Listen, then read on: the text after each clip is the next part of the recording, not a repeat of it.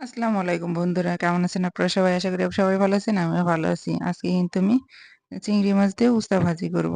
তো দেখেন আমি উস্তাটা কিভাবে কেটে নেই, কিভাবে চিংড়ি মাছ দিয়ে উস্তা ভাজিটা করি, কিভাবে করি। তো আমি কিন্তু ধুয়েও উস্তাটা কেটে নিলাম। ধুয়ে কেটে নিলাম।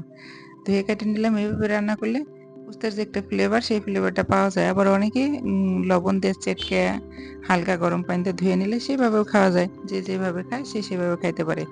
তো বন্ধুরা দেখছেন আমি কিভাবে কাটতেছি? কিভাবে কাটতেছি আমার কিন্তু হাতের আঙ্গুল একটা ভাঙা সেটা কিন্তু জানেন। তো বন্ধুরা দেখেন আমি কিভাবে উস্তাটা কাইটে কুইটে ছাড়াই ছুড়ে নিচ্ছি। আমি কিন্তু বিছিয়েও খাই না, বিচিটা কিন্তু ফেলাই দেই। তো যাই হোক উস্তা কাটাকাটি প্রায় শেষ দিকে হয়ে আসতেছে। এরপরে কিন্তু আমি ওই যে মাছ কয়টা একটু খুঁটে নেব। ওই পাশেই কিন্তু চিংড়ি মাছ, ছোট চিংড়ি মাছ রাইখা দিছি। যে ছোট চিংড়ি মাছ রাইখা দিছি, সেই ছোট চিংড়ি মাছ দিয়ে এই উস্তা ভাজি করব। আপনারা কে কোথা থেকে এই উস্তা ভাজি ভিডিওটা দেখতেছেন কমেন্টে জানাইয়া যায়েন। তো পেঁয়াজ মরিচ কেটে নিচ্ছি কিন্তু এর সাথেও। একটু ঝালটা বেশি লাগে। আমি কাঁচামরিচ খাই, তাই কাঁচামরিচের ঝালটাই দেই। পেঁয়াজটাও একটু বেশি লাগে উস্তা ভাজিতে, নইলে তেঁতোটা বেশি থাকে। আর উস্তা ভাজি রান্না করার সময় খুন্তি দিয়ে যদি কড়াইয়ের উপরে টুকুর, টুকুর করার তালে থাকেন তাহলে কিন্তু উস্তা ভাজিতে তেতো লাগবে। এটা কিন্তু সিক্রেট জিনিস, আমি কিন্তু তাও বইলা দিলাম। যাই হোক, তো হয়ে গেছে। এখন কিন্তু আমি এই যে চিংড়ি মাছ করা হাতে নিছি, নিয়ে সেটা কিন্তু টাকটুক মতো ২-১ টা ময়লা টয়লা আছে নাকি এটাই আমি বাছা দেবো। তাছাড়া ছোট চিংড়ি তো কিছু আর করার নাই। যাই হোক এদিকে কিন্তু তেল গরম দিয়ে দিছি। কিন্তু এখন পেঁয়াজ দিয়ে দিব। পেঁয়াজ দিয়ে দেব।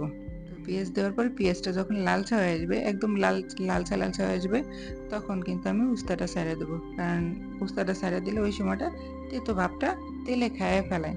তারপর ঢাকন দিয়ে ঢাইকে রাখলে তেঁতোর একটা স্মেল বেরোয়, ঘ্রাণ বেরোয়। যেটা তেঁতোর ঘ্রাণ বেরোয়। তো ওই তেঁতোটা ছাড়ানোর জন্য অনেক সময় ঢাকন দিয়ে ঢাকনা দিয়ে রাখি, আবার অনেক সময় ঢাকন থেকে খুলে রাখি। কারণ ঢাইকে রান্না করলে হয় কি উস্তাটা সেদ্ধ হয়ে যায়। তো যাই হোক এই যে দেখেন আমি কিন্তু সেই তেলের ভিতরেই কিন্তু উস্তাটা ছেড়ে দিচ্ছি। এভাবে যদি দেন তাহলে তেঁতোটা কম লাগে। কারণ করল্লা তেঁতো লাগে না, কিন্তু ছোট, ছোট যে উস্তাটা আছে এই উস্তাটা কিন্তু তেঁতো লাগে।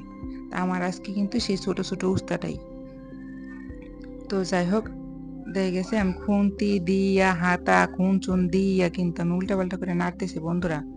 আপনারা কিন্তু এমনি কিন্তু আতা খুনচুন দিয়ে কিন্তু নাড়া শুরু করবেন, নাহলে কিন্তু দেখে গেছে নিচে লাগিয়ে যাব। এক পিঠ দেখে গেছে ভাজা ভাজা হইব আর এক পিঠ কিন্তু ভাজা ভাজা হবে না, বুঝছেন? তো এরপরে কিন্তু আমি আস্তে করে একটু একটু করে ঢাকনা দিয়ে ঢেকে রাখবো আর জাল দেবো। ঢাকনা দিয়ে ঢেকে রাখবো আর জাল দেবো। জালটা কিন্তু জোরে দিলে পুড়ে যাবে, জালটা একটু আস্তে কমাইয়া দিতে হবে, বুঝছেন? যে কমায় দিতে হবে। এই যে এরকম করে কমায়া, কমায়া জাল দিয়ে, দিয়ে উস্তাটা আগে সিদ্ধ করে নিলে এরপরে দেখা গেছে চিংড়ি মাছটা অনেক সময় তেলের ভিতরে ভাইজাও কেউ রান্না করে। আমি তেলের ভিতরে ভাইজা নিলাম না। আমি চিংড়ি মাছটা পরে দিয়ে দিলাম। পরে দিয়ে দিলাম। একটু হলুদ এটাও পরে দিব। এই যে দিচ্ছি পরে বলতে কি এই যে এখনই দিচ্ছি। যাই হোক একটু হলুদ আর চিংড়ি মাছটা একটু লবণ দিয়ে হলুদ দিয়ে সাইডে আমি মাখায় রাখছিলাম। এটা আমি একটু পরে দিয়ে দেবো। কারণ উস্তাটা যখন আমার হয়ে আসবে তখন আমি দিয়ে দেবো। দিলে হয় কি চিংড়ি মাছের যে ঘ্রাণটা ওটা উস্তার ভিতরে মানে ঘ্রাণটা ঢুকে থাকবে। উস্তা ভাজিটা খাইতে ভালো লাগবে।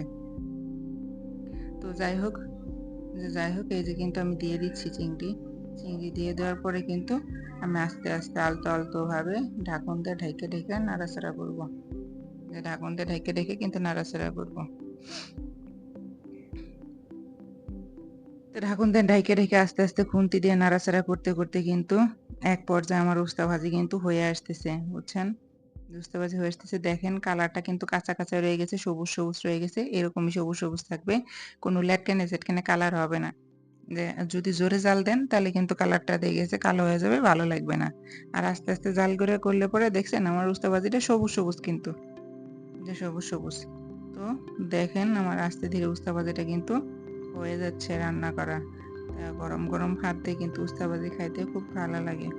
এর সাথে যদি একটু ভর্তা-টর্তা হয় তাহলে আরো ভালো লাগে। আমরা গরিব মানুষ, মাঝে, মাঝে ২ একটু ভর্তা-মর্তা হয় বা ২-৩ রকমের তরকারি দিয়ে খাওয়া হয়, মাঝে, মাঝে হয় না।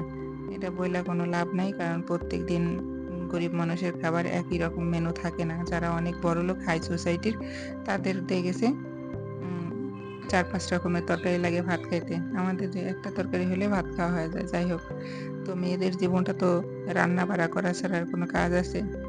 হাজার কষ্ট থাকলেও মেয়েদের সংসারে রান্না করতেই হবে। ডালই রান্না করুক আর লবণ রান্না করুক আর ফ্যানই রান্না করুক, রান্না করা করতে হবে। অসুস্থ থাকলেও রান্নাটা করতে হবে।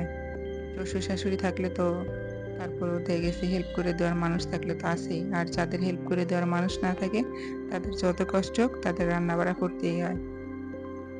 তো যাই হোক, আমি এই যে খুন্তি দিয়ে খুরচুন দিয়ে কিন্তু নাড়তে চাড়তে কিন্তু এক পর্যায়ে আমার কিন্তু উস্তা ভাজিটা, আমি লবণ দেখতেছি আমার উস্তা ভাজিটা কিন্তু হয়ে আসছে, যে হয়ে আসছে। তো যাই হোক, আমি কিন্তু নাড়া টাড়া দিয়ে গেছে শেষ শেষ পর্যায়ে, প্রায় যে শেষ পর্যায়ে। এখন কিন্তু আমার উস্তা ভাজিটা দেখছেন নিচে কিন্তু লাগেও নাই আমার উস্তাটা যে রান্না করছি এটা কিন্তু নিচে লাগেও নাই, যে নিচে লাগেও নেই। তো যাই হোক, আমার স্বামী কিন্তু খাইয়ে গেছে, আমি কিন্তু ওই প্লেটেই খাবার খাবো, যা খাবার খাবো। কারণ আমরা গরিব মানুষের বউ, তো কিছু করার নাই, যে কিছু করার নেই। স্বামীর এটোটাই খাইতে ভালোবাসি, স্বামীর এটোটাই খাই আমি। যাই হোক, এই যে উস্তা ভাজিতে আমি কিন্তু ভাত খাইয়ে নিচ্ছি। তো আমার ভিডিওটা ভালো লাগলে একটা লাইক, একটা কমেন্ট, প্লিজ চ্যানেলটাকে সাবস্ক্রাইবার করে দিন।